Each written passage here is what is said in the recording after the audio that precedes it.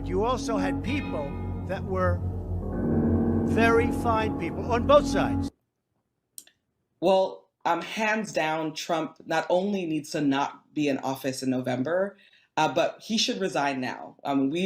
Trump needs to be out of office. He is not fit for office. And so what we are going to push for is a move to get Trump out, while we're also going to continue to push and pressure Vice President Joe Biden around his policies and relationship to policing and criminalization.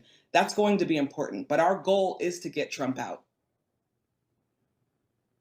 Patrisse Cullors, thank you so much for joining us on this important day, and happy Juneteenth again to you. Happy Juneteenth. Coming up next, one of the police... So you know what? It's fine. You're changing history, you're changing culture, and you had people, and I'm not talking about the neo-Nazis and the white nationalists, because they should be condemned totally. You had people, and I'm not talking about the neo-Nazis and the white nationalists, because they should be condemned totally. Okay, so that whole fine people thing was a hoax. He denounced white supremacy. Well, that was just a fluke. Remember, in the most recent debate, Trump would not denounce or condemn white supremacy or the KKK. Show that one. Are you willing tonight to condemn white supremacists and militia groups and to say that they need to stand down and not add to the violence in a number of these cities, as we saw in Kenosha and as we've seen in Portland? Are you prepared to specifically? All right, if he keeps condemning, we're going to have to give him a coin like Mario. Eventually he'll get a free life. But that wasn't a very good condemnation. I like him hard and fast. It's not like he already condemned white supremacy to that same reporter 4 years earlier, is it? What are your views on the Ku Klux Klan and white supremacists? I totally disavow the Ku Klux Klan. I totally disavow David Duke. You're telling me he condemned white supremacy to the same reporter? And why is Chris Wallace so focused on condemning white supremacy? This is like a fetish for this sicko. Go on. Do it. Condemn it, Mr. President. Condemn it for me. One more time. Tell me I'm a bad boy. Tell me I'm a racist. Tell me you hate the KKK. I need you to do it. Ooh, tell me how much you hate the Grand Wizard. Oh. I have a list of videos that I've seen of him where he is speaking against white supremacy and the KKK. You've got David Duke just joined. A bigot, a racist, a problem. David Duke and robocalls are out again, the white supremacist movement supporting you. Do you have any words for that? Well, I disavow. David Duke endorsed me? Okay. All right. I disavow. Okay? I disavowed David Duke. So I've disavowed David Duke all weekend long on Facebook, on Twitter, and obviously it's never enough. So are you prepared right now to make a clear and unequivocal statement renouncing the support of all white supremacists? Of course I am. Of course I am. When Chris joined, we had a news conference, and they asked me the exact same question. I said, I disavow. I disavowed then. I disavowed today on ABC with George Stephanopoulos. I disavowed again. David Duke is a bad person who I disavowed on numerous occasions over the years. I totally disavow the Ku Klux Klan. I totally disavow David Duke. Ultimately, he got to the Ku Klux Klan, which obviously I'm going to disavow. I've rejected David Duke. I've rejected the KKK, the Ku Klux Klan. David Duke is saying to his supporters and followers, vote for Donald Trump. White supremacists are saying, vote. Do you want those votes? No, I don't want them, and I don't want him to say it. And you don't want the supporters? No, I don't want anything. What do you think of white supremacists, by the way? I don't like any group of hate. Harcèlement désigne un ensemble d'actes, de propos, de comportements qui, par leur répétition et leur caractère dégradant, contribuent à nuire physiquement et psychologiquement aux droits et à la dignité de la personne qui en est victime. David Duke announced his Senate candidacy, claiming your agenda. Are you ready before you ask the question? Newt Gingrich said every Republican should repudiate this guy no matter what it takes. And I do. Rebuked. Is that okay? Rebuked. Rebuked. Done. Done. Just to clear it up this morning, can you, naming it, make a declarative statement that you denounce, that the president denounces? Racism is evil, and those who cause violence in its name are criminals and thugs, including the KKK. neo-Nazis, white supremacists. Do you want white supremacists to vote for you? No, I don't at all. Not at all. His campaign is denouncing a show of support from the KKK's official newspaper, as in the Ku Klux Klan. The same New York Times interview, he denounced white supremacists. He denounced the neo-Nazis who support him. President Donald Trump signed a congressional joint resolution that condemns white supremacy, neo-Nazis, and other hate groups. When he was asked to condemn white supremacists, he didn't. And you had people, and I'm not talking about the neo-Nazis and the white nationalists, because they should be condemned totally. I spoke out forcefully against hatred, bigotry, and violence, and strongly condemned the neo-Nazis, the white supremacists, and the KKK. In one voice, our nation must condemn racism, bigotry, and white supremacy. Any group of hate, I don't like it. Any group of hate, I am, whether it's white supremacy, whether it's any other kind of supremacy, whether it's Antifa, whether it's any group of hate, I am very concerned about it, and I'll do something about it. And not the man who's actually showing you that he cares about you. Is Trump a racist? I don't think so. I've talked to a number of black entrepreneurs who back in the late 80s and 90s, early 90s, were trying to get financing. They couldn't. Somebody told them to go check with Donald Trump. So they come back and tell me they got a loan from Donald Trump. He gave them a term loan. Show up with the interest and the principal, one check. But they had to go see him personally. They independently relate this tale that when they saw him, he said, "This is what you're supposed to pay me? This our agreement?" I said, "Yeah." And then tore the check up, shook their hands, and congratulations. Now run your business. And this was when? This was back in the 90s. See, most people don't even know this. He had a sister. He was, every time you saw him back in the 90s, fine paper bag, brown, beautiful black model. He likes fine women. He didn't have any problem with dating a black woman, walking her down red carpets. So, I mean, she says he's not a racist. He just doesn't like many people, black or white. And he appreciates people who do stuff within their lane. Well, not stay in their lane, but where they choose to be. If they do it well, he admires them. Black, white, brown, red, yellow. I asked Cara what she thought about the article implying that Trump refused to love her because she's black. I would never go out with anybody that was a racist. Of course not. That's crazy. I never did, even when I was younger. Right. And if they were, I taught them differently. I'm going to ask one more question on this. That's okay. Everyone asks me. Most people don't know this. He was the finance man behind Jesse Jackson's 2 runs for president. Wow.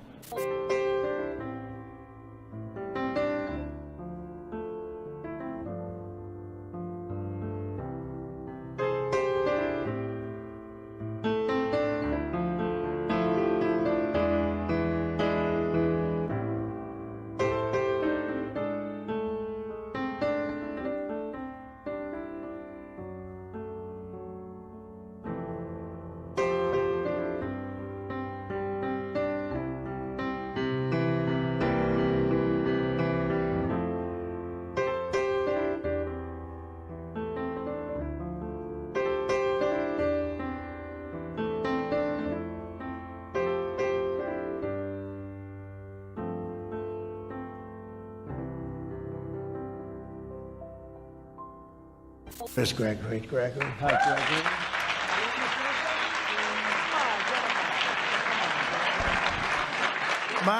Mine is real short. 2 months ago, I was in a prison cell, and I'm in the White House. Let's continue to make America great again.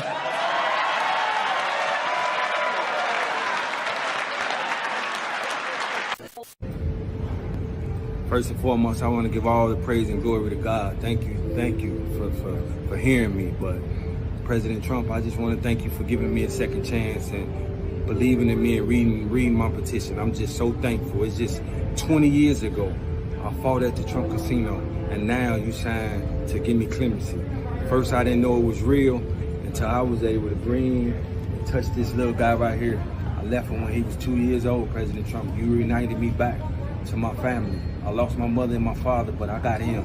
And this is what I live for. Thank you, President Trump. Thank you so much. From the bottom of my heart, all praise and glory go to God. Thank you. Thank you, the whole Trump administration, because you guys read it. Too often, former inmates are not considered for jobs, even if they're qualified, rehabilitated, and ready to work. And that's why we're taking crucial steps to encourage business to expand second chance hiring practices. And as a result of the booming economy, we're bringing Americans who have been on the sidelines back into the workforce, including former inmates and those recovering from opioid addiction. Very important, and it's been incredible the success we've had. Since the election, we've created 6 million new jobs. We've added more than 1 million new jobs in manufacturing, construction, and steel alone, and everyone said that was going to be an impossibility to do, manufacturing jobs. African American, Hispanic American, and Asian American unemployment have reached the lowest levels and the lowest rates in the history of our country. It's been an incredible situation. Our policies are rebuilding lives, rebuilding families, and rebuilding communities. Le census bureau, pour faire simple, c'est un peu l'INSEE américain. Donc hors de question d'aller contester le sérieux et la partialité de ces chiffres. Eh bien, qu'est-ce qu'ils disent ces chiffres? Plus de 4 millions de personnes sont sorties de la pauvreté aux États-Unis entre le début du mandat de Donald Trump et la fin 2019. C'est quand même un taux de pauvreté qui est tombé à son plus bas niveau depuis 1959 et qui a plus diminué pour les Noirs, pour les Latinos, pour les Asiatiques que pour les Blancs. Et donc c'est quand même un bilan économique qui est assez spectaculaire. Le taux de chômage aussi, le taux de chômage des Noirs est tombé à 5,4%. C'est du jamais vu, là encore, depuis les années 70. Donc il y a bien quand même un bilan économique positif pour la classe moyenne. Il y a un effet Trump qui est lié massivement aux baisses d'impôts, à l'encouragement à la création d'entreprises. Et là, on voit que ça a payé quand même comme politique économique. To realize America's full potential, we must unlock the talents of every single citizen. We want to lift every American family out of poverty and into a future of hope and opportunity. In December of last year, I signed into law groundbreaking and historic reform to our criminal justice system, the First Step Act.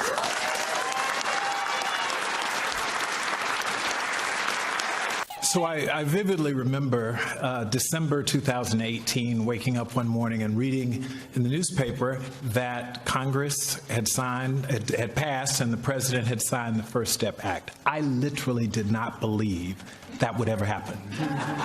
And I mean, so much so that I got up and said, I can't believe it. Like, he said he'd do it, but I didn't think it would happen.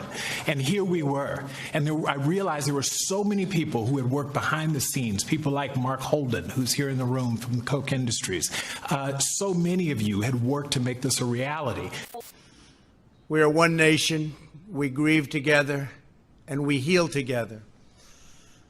I can never imagine your pain or the depth of your anguish, but I can promise to fight for justice for all of our people. We must improve accountability, increase transparency, and invest more resources in police training, recruiting, and community engagement. Reducing crime and raising standards are not opposite goals. They are not mutually exclusive. They work together. They all work together. That is why today I'm signing an executive order encouraging police departments nationwide to adopt the highest professional standards to serve their communities. Today's action is a big part of the solution to restoring, renewing, and rebuilding our communities. For the last 3.5 years, my administration has been focused on creating opportunity, fighting for equal justice, and truly delivering results.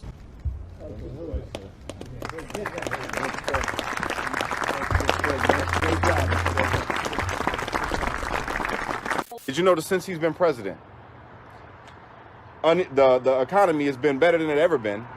Unemployment at an all-time low, more jobs created than ever before. He stopped making us an importer and made us an exporter. To me, that means we make more money. People talk about the wall. that he wanted to build over there in Mexico? Do you know why he wanted to build the wall?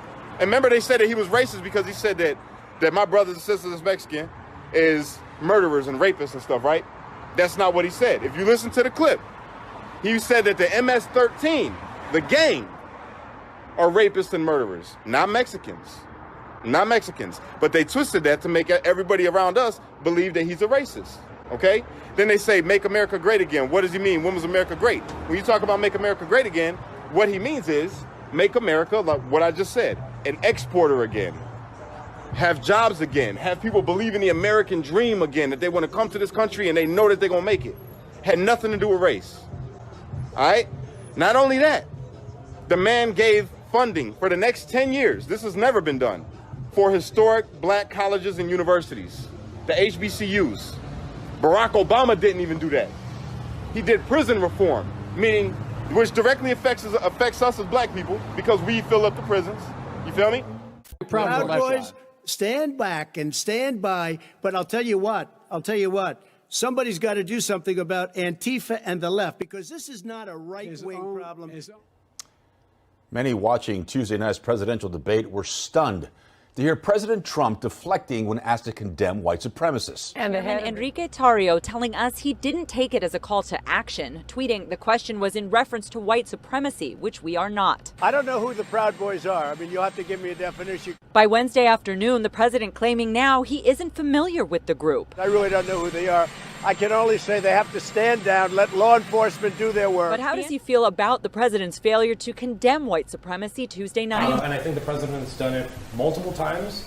Unequivocally, and I've said this before, I denounce white supremacy, I denounce anti-Semitism, I denounce fascism, I denounce communism, I denounce Antifa, I denounce any other ism, right?